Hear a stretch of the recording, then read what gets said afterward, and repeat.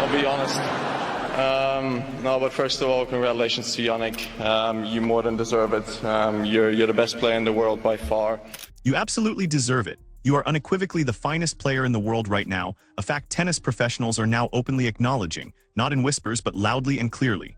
The discussion about the greatest player of all time has permeated the locker rooms in Monte Carlo this April of 2026, initiated by the very men who compete at the highest level.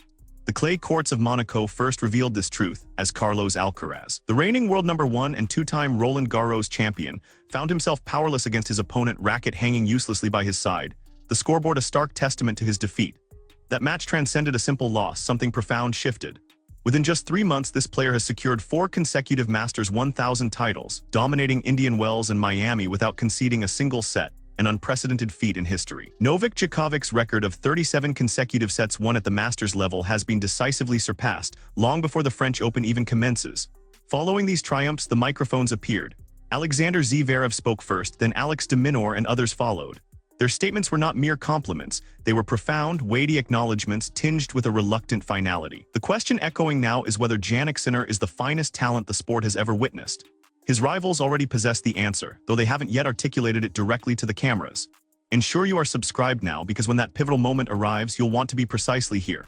The court consistently reveals the truth, and currently in April 2026, it is delivering a verdict louder than any in modern tennis history. At 24 years old, Jannik Sinner began this week once again as world number 1, not due to a technicality or an opponent's withdrawal, but by conquering 4 consecutive Masters 1000 tournaments, facing the sport's elite and leaving each with the winner's trophy. This sequence demands pause for reflection. Paris in late 2025, followed by Indian Wells, Miami, and then Monte Carlo last week on clay, a surface he wasn't expected to dominate so early in his career. 4 successive Masters 1000 titles place him alongside only Djokovic and Nadal, 2 legends who collectively boast over 40 Grand Slam titles. Sinner at 24 has just joined this exclusive pantheon. Yet statistics alone cannot fully capture the seismic shift occurring within the sport. Records are merely figures on a page. The current transformation is profoundly psychological. Months ago, a subtle change rippled through the tour, culminating in a moment professional tennis has never encountered with such velocity or at such a young age. Consider Zverev's remarks post-Australian Open. Alexander Zverev is not a studio commentator dispensing easy praise. He's not a retired veteran reminiscing from a safe distance. He is the world number 3, a Grand Slam champion. One of the most physically commanding players on tour, possessing one of the most potent serves of the last decade.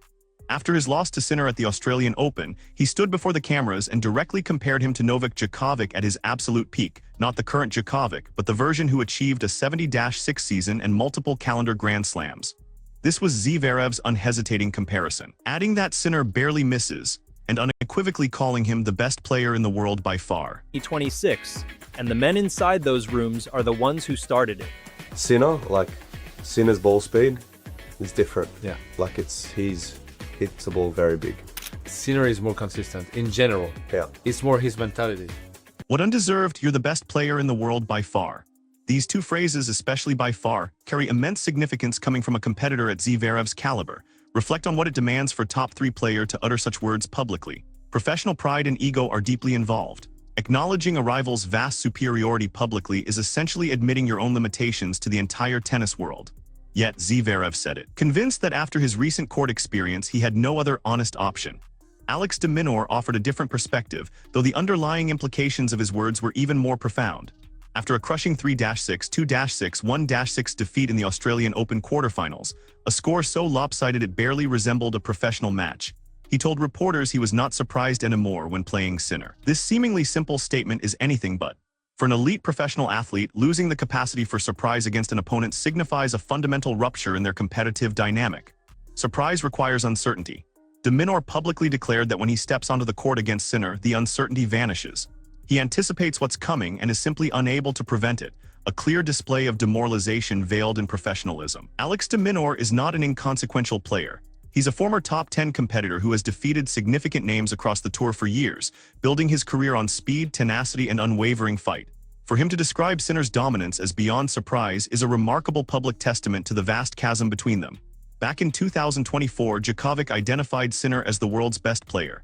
At the time, segments of the tennis media dismissed this as generous praise from a legend nurturing the next generation. That interpretation was mistaken. Novak Djokovic is not one to offer gracious platitudes for public relations. His career has been defined by an unyielding refusal to cede competitive ground, mentally, physically, or strategically. When Djokovic publicly hailed Sinner as the best, he was making a cold, accurate assessment of the competitive landscape directly before him. Now in 2026, the season is merely 4 months old.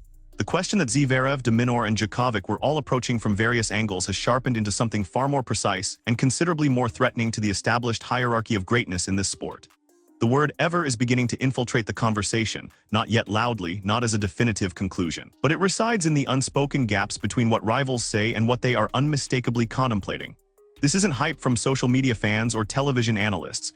It is emerging from within the sport itself, from the players who have faced Sinner across the net and personally experienced his current impact on professional tennis.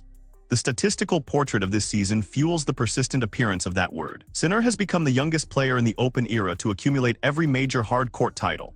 2 Grand Slams, 6 Masters 1000 titles, and the ATP Finals. The youngest in an era stretching back to 1968, encompassing 58 years of men's professional tennis across generations and evolving conditions. Throughout this extensive history, no man reached this collection of hard-court titles faster than Sinner at 24. He stands alone in ATP history as the only player to conclude a full season ranked first in both serve-hold percentage and break percentage simultaneously. Leading the tour and holding your own serve is impressive.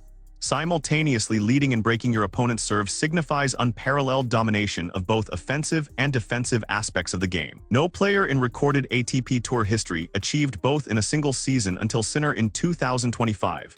In 2026, he conquered Indian Wells and Miami without surrendering a single set across both tournaments combined.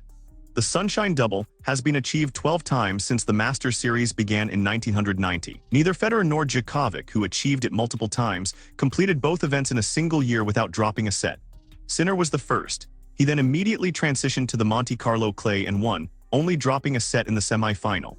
He shattered Djokovic's record of 37 consecutive sets won at the Masters 1000 level, a record held by a man with 24 Grand Slam titles. A player who so comprehensively dominated the sport for 15 years that serious historians consider him the greatest ever. That seemingly untouchable record was dismantled by Sinner within a 3-month span from autumn 2025 through the Monte Carlo clay of April 2026.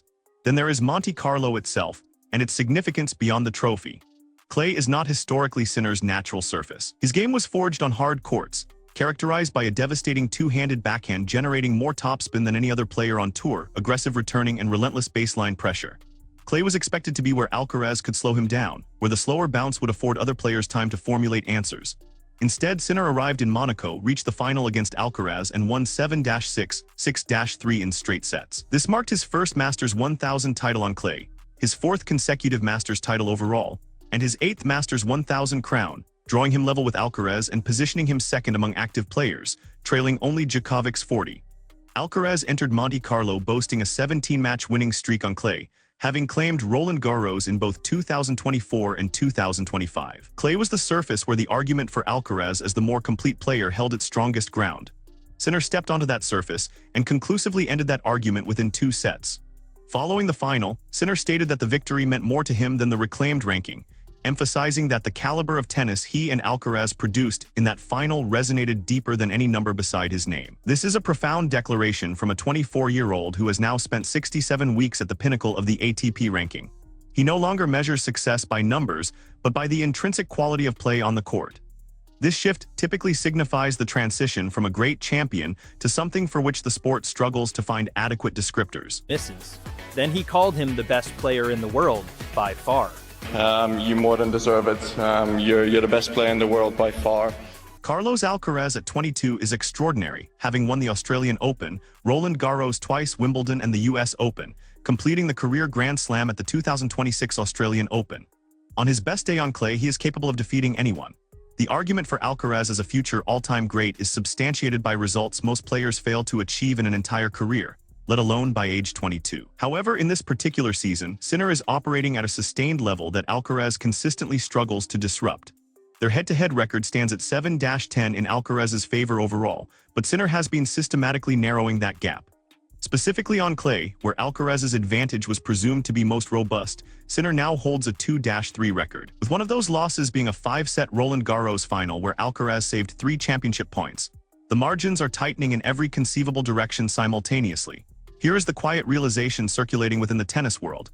When Djokovic was dominant at 24, the Big Three era was still taking shape.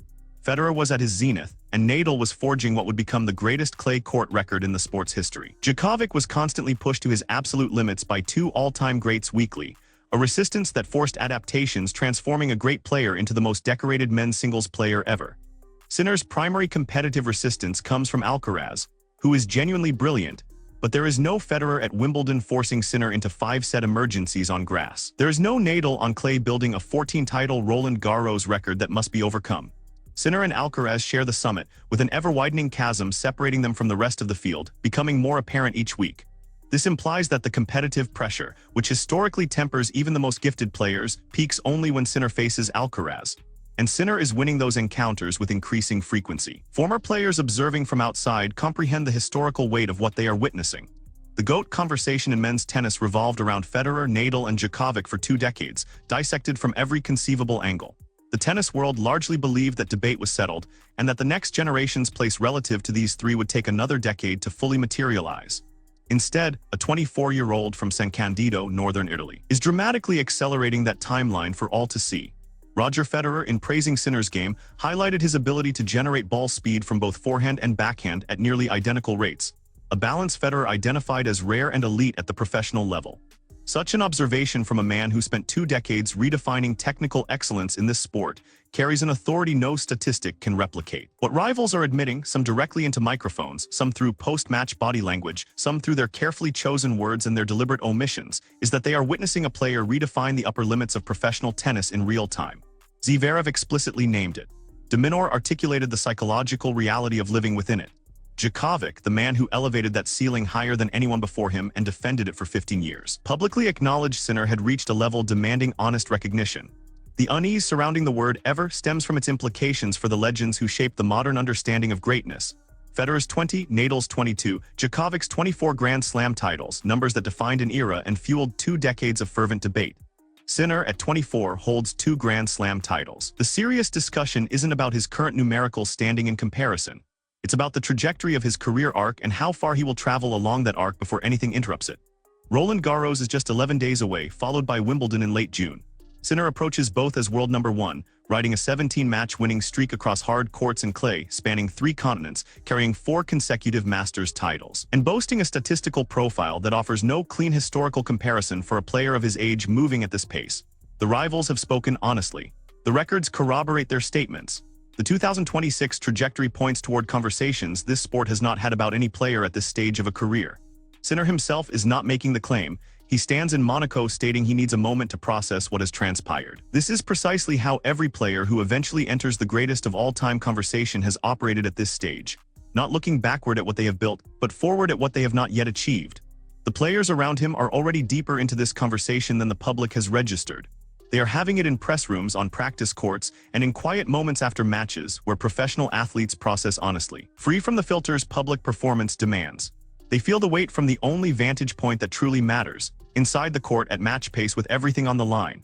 That weight is why the word ever persistently surfaces in 2026, not from hype, not from media sensationalism, but from a verdict being meticulously assembled, piece by piece, by those with the clearest insight into what is unfolding. These are men who have trained their entire professional lives to compete at this level, and are now standing across the net from someone making that level feel insufficient. The French Open is mere days away. The second half of the Grand Slam calendar is arriving faster than anyone predicted at the year's outset. Moments that redefine how a sport comprehends its own history do not announce themselves beforehand. They reveal themselves on courts, on scoreboards, and in the reluctant, honest words of rivals who experience them first. If this channel has earned your trust by unflinchingly covering the arguments that truly matter in tennis, hit subscribe now and turn on notifications. What is building in this sport through 2026 is not merely a hot streak or a good run of form. It is something that appears rarely enough that witnessing it as it happens is a profoundly different experience from merely watching the highlights afterward. Be here for it.